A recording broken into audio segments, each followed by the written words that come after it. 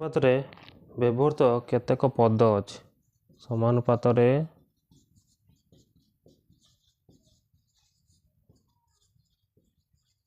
ବ୍ୟବହୃତ କେତେକ ପଦ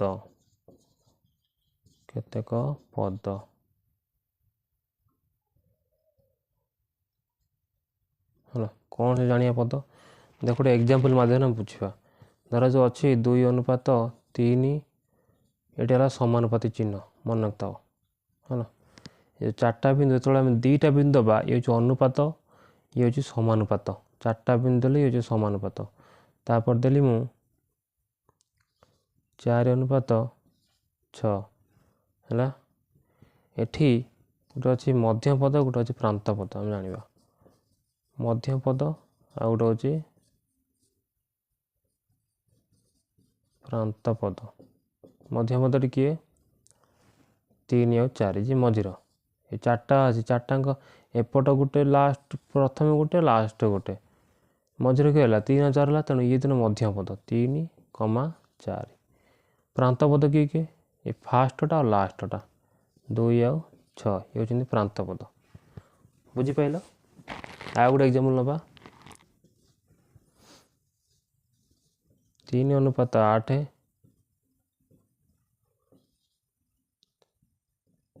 24 ହେଲା।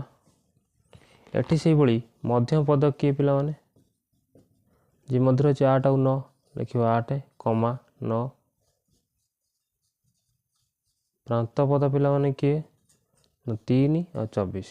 ପ୍ରଥମରେ ଯିଏ ଅଛି ଲାଷ୍ଟରେ ଯିଏ ଅଛି ସେ କହନ୍ତି ପ୍ରାନ୍ତ ପଦ ବୋଲି ହେଲା।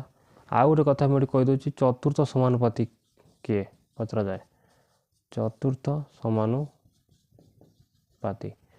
ଚତୁର୍ଥ ସମାନୁପାତି ଜାଣିବା ପାଇଁ ପ୍ରଥମେ এই ଉଦାହରଣ ଦେଖିବା। ଇଏ ହେଲା ପ୍ରଥମ, ଦ୍ୱିତୀୟ, ତୃତୀୟ, ଇଏ ହେଲା ଚତୁର୍ଥ ହେଲା। କିଏ ଏଠି 6।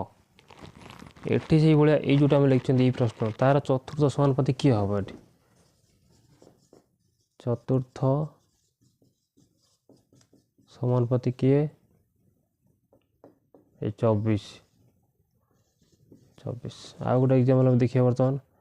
ଧର ଯେଉଁ ଅଛି 8:3 ସମାନୁପାତ ଚିହ୍ନ ଆମେ ଦେଲେ, ଲେଖିଲେ 16:9 ବୋଲି। ବର୍ତ୍ତମାନ ଏଠି ପ୍ରଶ୍ନ ଆସିବ ମଧ୍ୟପଦ କିଏ?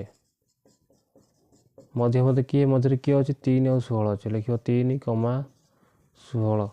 ବର୍ତ୍ତମାନ ପ୍ରାନ୍ତ ପଦ କିଏ? 8 ଆଉ 9। ପ୍ରାନ୍ତ ପଦ ଲେଖିବ 8,9। ବୁଝିଗଲ? ବର୍ତ୍ତମାନ ପୁଣି ତୁମକୁ ପ୍ରଶ୍ନ ପଚରାଯିବ ଚତୁର୍ଥ ସମାନୁପାତି କିଏ? ଏ 9 ଲାଷ୍ଟଟା। ବୁଝିଗଲ ପିଲାମାନେ? ସମାନୁପାତରେ ବ୍ୟବହୃତ କେତେକ ପଦ।